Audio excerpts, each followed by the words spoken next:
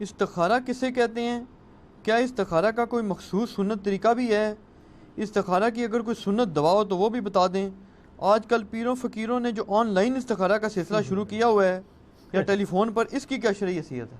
اس کی شرعی حیثیت یہ ہے کہ یہ آن لائن ہے اور ان کی لائنیں کٹی ہوئی ہیں اللہ سے۔ تو استخارہ کا تو کنسیپٹ ہی بالکل ڈیفرنٹ تھا، انہوں نے پتہ نہیں کیا بگاڑ دیا، انہوں نے تو مستقبل کی خبریں دینا شروع کر دی ہیں اس کی بنیاد کے اوپر، میری شادی ہوگی نہیں ہوگی، میری نوکری لگے گی نہیں، میرا ویزا لگے گا یا نہیں۔ استخارہ یہ تو ہے ہی نہیں تھا، وہ استخارہ تو صرف اللہ سے مشورہ تھا، اور مشورہ اس فارم میں کہ جو میں یہ کام کرنے جا رہا ہوں نا، اگر میرے حق میں بہتر ہے تو ہو جائے، نہیں بہتر تو نہ ہو۔ یہ تو معاذ اللہ یعنی انہوں نے اس کی شکل ہی بگاڑ دی ہے۔ لیکن معذرت کے ساتھ ہمارے مسلمان اللہ سے کبھی یہ مشورہ نہیں کرتے کہ یا اللہ بہتر ہے تو ہو جائے، نہیں بہتر تو نہ ہو، کہتے ہیں یا اللہ بہتر ہے یا نہیں ہے ہو جائے۔ تو یہ تو استخارہ نہیں ہے، استخارے کی بنیاد ہی انہوں نے جاڑی اکھاڑ کے رکھ دی ہے۔ پیچھے سے مجھے مشکات المصابیح کی پہلی جلد ہے، وہ اوپر 2 جلدیں رکھی ہیں، ان میں سے پہلی والی جلد دے دیں، میں ان کو استخارے والی دعا بھی صحیح بخاری میں جو آئی ہے نا وہ بتا دوں۔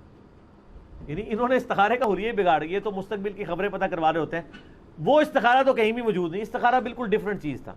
صحیح بخاری میں حدیث ہے، جابر بن عبداللہ رضی اللہ تعالیٰ عنہ باقی اصحاب کہتے ہیں کہ اللہ کے محبوب صلی اللہ علیہ وآلہ وسلم ہمیں دعائے استخارہ اس طرح تعلیم کیا کرتے تھے جس طرح قرآن کی آیات، آپ ادا لگا لیں، اور ہمیں ہر اپنے دنیاوی معاملے میں مشورے کی طرف آپ علیہ السلام استخارے کی ترغیب دلایا کرتے تھے۔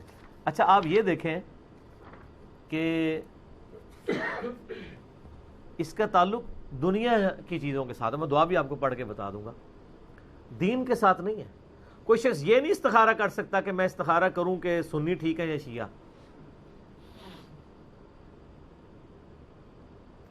دین کے اوپر آپ کو علمی دلائل دیکھنے ہوں گے۔ بعض لوگ اس طرح کے استخارے بھی کر رہے ہوتے ہیں، اور ماشاءاللہ بریلوی استخارہ کرتے ہیں تو دیوبندی غلط نکلتے ہیں، دیوبندی استخارہ کرتے ہیں بریلوی غلط نکلتے ہیں، کیونکہ استخارہ وہ ہو ہی نہیں رہا ہوتا، وہ ان کا اپنا ایک آپ سمجھ لیں خود ساختہ قسم کا استخارہ ہوتا ہے، اس کا قرآن و سنت سے کوئی تعلق نہیں۔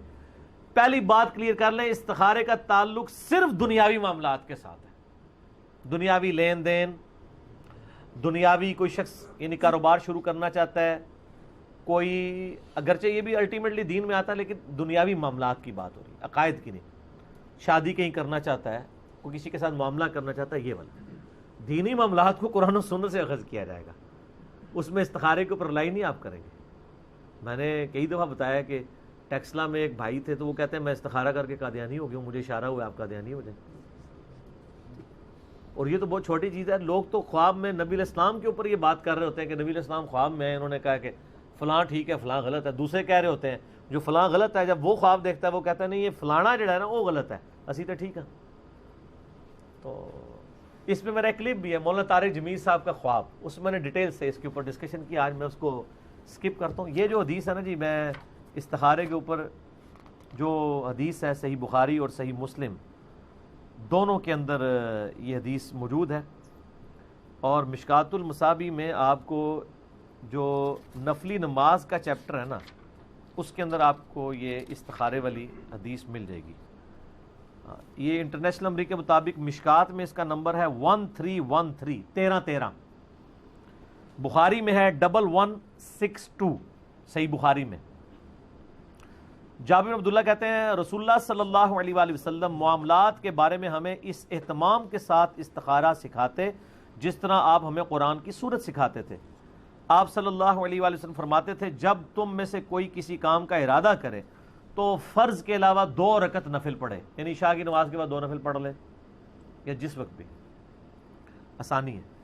اس کے بعد کوئی خواب شاف نہیں دیکھنا ہوتا، لوگ کہتے ہیں کہ جناب 2 نفل پڑھیں، کسی سے گفتگو کیے بغیر سو جائیں، اگر سبز جھنڈی نظر آئے تو ٹھیک ہے، ریڈ آئے تو نہیں ٹھیک۔ سر یہ کہیں بھی دنیا کی کسی حدیث کی کتاب میں یہ بات نہیں لکھی ہوئی، کوئی جھنڈی جھنڈی نظر نہیں آنی، کوئی خواب کی گارنٹی نہیں ہے کہ خواب آنا ہے، صرف یہ ہے کہ اللہ تعالیٰ اس معاملے کو آپ کے لیے آسان کر دے گا یا اس معاملے سے آپ کو دور کر دے گا، وہی دعا کے اندر ہے۔ استخارہ صرف دعا ہے کہ یا اللہ مجھے بتا دے اس مسئلے میں، اگر میرے لیے حق ہے تو یہ حق کر دے، اگر یہ باطل ہے تو مجھے اس سے دور کر دے اور اس کو مجھ سے اور مجھے اس پہ راضی بھی کر دے۔ اس کے لیے آپ کو کوئی بیل کی آواز نہیں آنی، کچھ بھی نہیں آنا، یعنی وہ معاملہ خود بخود، یعنی آپ رشتہ کہیں کرنے جا رہے تھے، آپ نے دعائے استخارہ مانگ لی، تو اگر وہ آپ کے لیے بہتر نہیں تھا تو انشاءاللہ وہ رشتہ ٹوٹ جائے گا. لیکن اگر آپ یہ کہیں کہ یہ حصہ ہو ہی ہو، اس کے لیے دنیا کا کوئی استخارہ ایگزسٹ نہیں کرتا، کیونکہ استخارے میں تو آپ اللہ پہ ڈال رہے ہیں نا کہ یا اللہ اگر بہتر ہے دین، دنیا، آخرت اور معیشت کے لیے، یہ سارے الفاظ آئیں گے. تو فرض کے علاوہ 2 رکعت نفل پڑھے، پھر یہ دعا مانگے. دعا سن لیں آپ، ورڈ بائی ورڈ آپ مشکات سے دیکھ لیجئے گا. اللہم انی استخیرک بعلمک واستقدرک بقدرتک واسألک من فضلک العظیم فإنک تقدر ولا اقدر وتعلم ولا اعلم وانت علام الغیوب. اللہم ان کنت تعلم ان هذا الامر خیر لی فی دینی ومعاشی وعاقبت امری فاقدرہ لی ویسرہ لی ثم بارک لی فیہ وان کنت تعلم ان هذا الامر شر لی فی دینی ومعاشی وعاقبت امری. اور پھر آگے الفاظ ہے فاصرفہ عنی واصرف عنہ وقدر لی الخیر حیث کان ثم ارضنی بہ. زبردست الفاظ ہے. اے اللہ تعالیٰ میں تجھ سے تیرے علم کی مدد سے خیر مانگتا ہوں، تجھ سے تیری قدرت کے ذریعے قدرت مانگتا ہوں، اور میں تجھ سے تیرا فضل عظیم مانگتا ہوں. بے شک تو ہر چیز پر قادر ہے اور میں کسی چیز پر قادر نہیں. تو جانتا ہے جبکہ میں کچھ بھی نہیں جانتا، اور تو تمام پوشیدہ چیزوں کا جاننے والا ہے. اے اللہ اگر تو جانتا ہے کہ یہ کام جس کے لیے میں استخارہ کر رہا ہوں میرے لیے دین، میری زندگی اور میرے انجام کار یا میری آخرت کے لیے بہتر ہے، تو اسے میرے لیے مقدر کر، آسان کر، اور پھر اس میں میرے لیے برکت بھی پیدا فرما. اور اگر تیرے علم میں یہ کام میرے لیے، میرے دین، میری زندگی اور میرے انجام کار یا میری آخرت کے لحاظ سے برا ہے، تو اسے مجھ سے دور کر دے اور مجھے اس سے دور کر دے، اور میرے لیے خیر و بھلائی مقدر فرما، وہ جہاں کہیں بھی ہو، پھر مجھے اس کے ساتھ راضی کر دے. یہ پڑھنے کے بعد نبی اسلام فرمایا پھر اپنی حاجت کا نام لے، اگر وہ رشتے کے لیے کر رہا ہے، جس کے لیے بھی. یہ اردو ترجمہ بھی آپ پڑھ سکتے ہیں، عربی دعا ضروری نہیں آپ پڑھیں، یہی ترجمہ پڑھ لیں، اپنے الفاظ میں بیان کر لیں.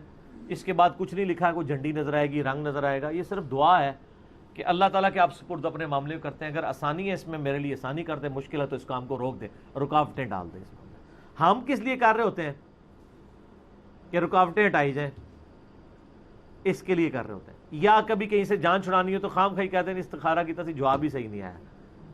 صحابہ کو تو کبھی جواب نہیں آیا استخاروں کا.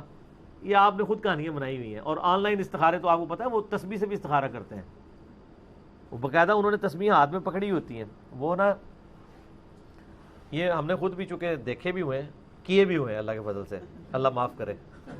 اچھا وہ کہتے ہیں جی وہ جو استخارہ کرنے والے وہ کہتے ہیں آپ تسبیح ہاتھ میں پکڑ لیں تو آپ اپنی وہ چیز بیان کریں. تو وہ جو بندہ استخارہ کرنے والا ہے نا، وہ اپنے ذہن میں اس کو نا سوچتا ہے اور دوسرے سے استخارہ کرا لے. حالانکہ یہاں استخارہ آپ نے خود کرنا ہے اپنے لیے، کسی سے تو آپ کروا ہی نہیں سکتے، کیونکہ مسئلہ تو آپ کا اس میں تو سارے سیکھے میرے لیے تیرے لیے کہ تو گزمانو کا جتنے مرضی تھا منو کے لینا دینا، میں اپنے ہی بات کروں گا. تو وہ پھر استخارہ جب کراتے ہیں نا، یہ جو آن لائن استخارہ ہے نا، وہ اس طرح ہی ہو رہا ہوتا ہے. وہ پیچھے بیٹھے ہوئے تسبیح پکڑے ہوئے ہوتے ہیں.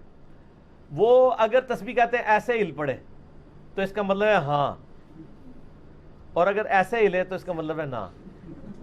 آپ ہنس رہے ہیں، آپ جا کے پوچھ لیں. نہیں ہلتی خود بخود ہے.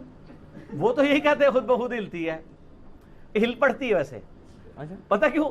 ظاہر ہے یہ کتنی دیر آپ سیدھا اس کو پڑھ کے رکھیں گے، ہلکا ہاتھ جنبش کھا ہی جاتا ہے نا، کہیں نہ کہیں جائے گی. ہاں تو باقی ان کا تو کوئی اعتبار نہیں ہے، جو بھی ایسے کر دیں اس کی کچھ کرنے کی ضرورت نہیں. میں آپ دیکھیں، میں آپ کو یہ ہاتھ لائے بغیر اس کو لا کے بتا دیتا ہوں. یہ دیکھیں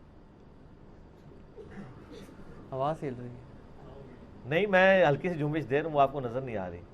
ٹھیک ہے، تو وہ اس طرح استخارے ہوتے ہیں. یہ سب کا سب جو ہے نا وہ دھندا ہے پیسے کمانے کا.